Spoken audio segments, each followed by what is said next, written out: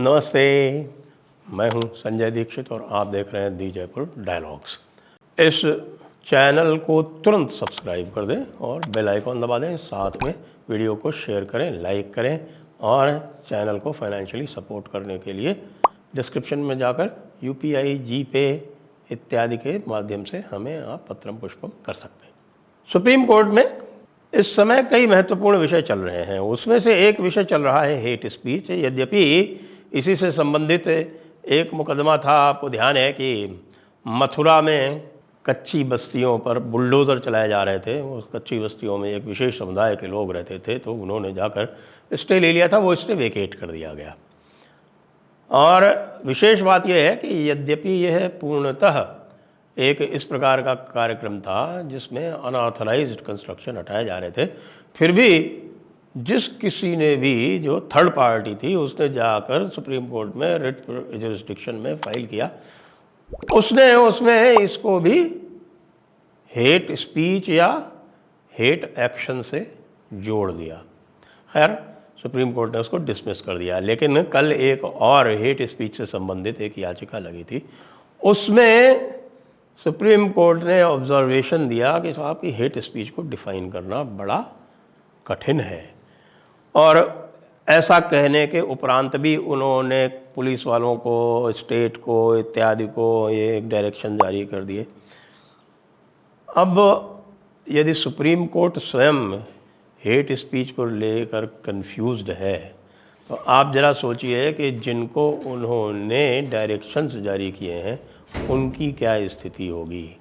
विशेष करके आपने IPS level के ऑफिसर्स को उसमें नोडल ऑफिसर्स बना दिया है, इत्यादि इत्यादि, विशेषकर से दिल्ली में, और कहा है कि साहब हेट स्पीच पर आप सुओ मोटो दर्ज करें। लेकिन पहले हेट स्पीच की क्लैरिटी आप तो कर देते। आपने स्वयं यही नहीं बताया कि हेट स्पीच क्या है।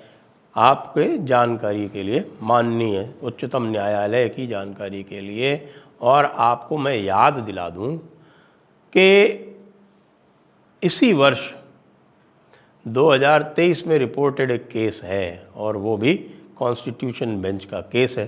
तो यदि कॉन्स्टिट्यूशन बेंच का केस है तो जो माय लॉर्ड जो ये फैसला सुना रहे थे उनके ऊपर बाइंडिंग भी था।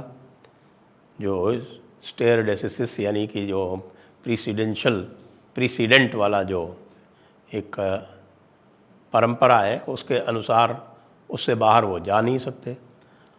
अब यह केस है कौशल Kishor versus state of UP.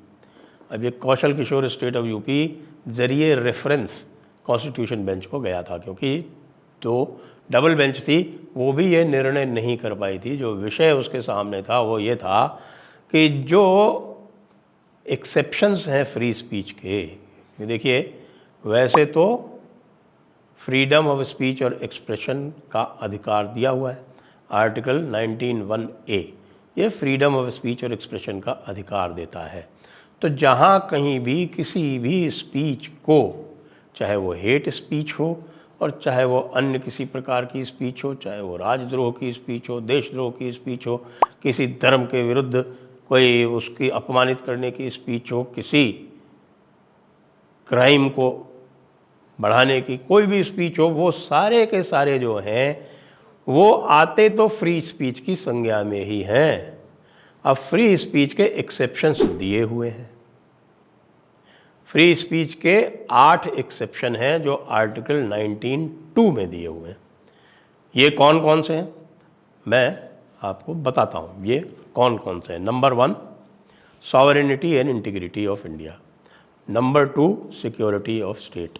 Number 3, public order. Number 4, morality and decency. Number 5, contempt of court. Number 6, defamation. Number 7, relations, friendly relations with other countries. And number 8, incitement to an offense. In 8 exceptions के अंतर्गत ही आप किसी speech को, किसी भी तरह की speech को आप पनिश कर सकते हैं। जो रेफरेंस था कौशल Kishor versus state of UP में, जो कि रिपोर्टेड है, ये 2023 1 SCC 1 ये इसका साइटेशन है। सुप्रीम कोर्ट केसेस के जो बुक आती है उसमें तो 2023 1 SCC 1 पर ये उद्धृत है। अब इसमें जो रेफरेंस था, जो आपके डिवीज़न बेंच ने रेफरेंस दिया था जिस पर यह कॉन्स्टिट्यूशन बेंच बनी थी, उसमें रेफरेंस ये था कि या क्या ये जो एक्सेप्शंस दिए हुए हैं जो 8 ये एग्जॉस्टिव हैं या कि और भी एक्सेप्शंस इसमें रीड किए जा सकते हैं। जी, मैं ऑनरेबल सुप्रीम कोर्ट की जो बेंच जो इस समय हेट स्पीच के केसेस पर बैठी हुई है, जो पहले हमारे सेंट जोसेफ ने सुओ मोटो करके चलाई थी, तो सेंट जोसेफ के बाद जो इस समय सुन रहे हैं, मैं चाहूँगा कि कुछ लोग उनको ये निवेदन कर दें कि जो कौशल किशोर वाला जो केस है वो बाइंडिंग है, उसमें ये साफ लिखा हुआ है कि जो 8 एक्सेप्शंस हैं उसके अतिरिक्त कुछ भी रीड नहीं किया जा सकता, वो एग्जॉस्टिव हैं। और ये 5 जज बेंच का जजमेंट है और यूनानिमस है। यद्यपि 4 ने एक जजमेंट लिखा है और 5वां भी दूसरा हमारी जस्टिस नागरत्ना जी ने अलग लिखा है उसमें, लेकिन उन्होंने इस पॉइंट पर पूरी सहमति बताई है।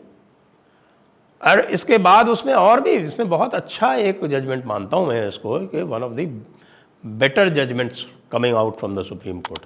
क्योंकि उन्होंने जो फ्री स्पीच के एक्सेप्शन के केसेस हैं, जैसे आईपीसी में हैं, तो आईपीसी के उन सारे सेक्शंस को एनालाइज कर दिया। जैसे सेक्शन 153A(b), तो सेक्शन 153A(b) को उन्होंने बताया कि भाई ये किस एक्सेप्शन में आते हैं। तो बताया ये सेक्शन जो ये आते हैं पब्लिक ऑर्डर और मोरालिटी और डिसेंसी में। जो 153B है उसमें इन्होंने बताया कि sovereignty and integrity of India और पब्लिक ऑर्डर इसमें 2 में आते हैं। या 124A है वो पूरी तरह से सिक्योरिटी ऑफ स्टेट और सॉवरेनिटी और integrity of India in 2 exception में आते हैं। इसके बाद फिर वो गए हैं 295 पे, और 295A है जैसे वो, तो 295A को भी उन्होंने पब्लिक ऑर्डर और मोरालिटी और डिसेंसी के एक्सेप्शंस पर ट्रीट किया है। आप इनको किसी भी और तरह से रीड नहीं कर सकते। यानी कि कल को आप ये कहें कि 295A से सॉवरेनिटी और इंटीग्रिटी ऑफ इंडिया को खतरा है, तो वो नहीं हो सकता। That will be wrong. कैसे? जैसे अगर 295A की बात कर रहे हैं हम, या 153A की बात कर रहे हैं, तो एक सेक्शन 195 अभी जो भारतीय न्याय संहिता है उसमें आया है, और उसमें इस तरह का लिख दिया गया है कि भाई कोई स्टेटमेंट जो है, यदि वो कहे कि कोई व्यक्ति भारत में सिटीजन नहीं हो सकता, तो यह पनिशेबल होगा। तो मेरा मत ये है कि ये बिल्कुल, जैसे आपको ध्यान हो, एक आया था section 66A information technology act, वो सेक्शन 66 इंफॉर्मेशन टेक्नोलॉजी एक्ट इसीलिए उड़ा था कि उसमें किसी भी प्रकार का कोई चेक और बैलेंस नहीं था। उसमें ये बताया ही नहीं गया था कि भाई क्यों, क्या ये मैलिशियस या डेलिब्रेट या किसी और से कि इसमें कोई पब्लिक ऑर्डर का ख़तरा, कुछ नहीं। इसी तरह का एक आने वाला ही है 195 वाला जो है, इसमें 195(1) भारतीय न्याय संहिता वाला, वो इसी तरह से उड़ेगा।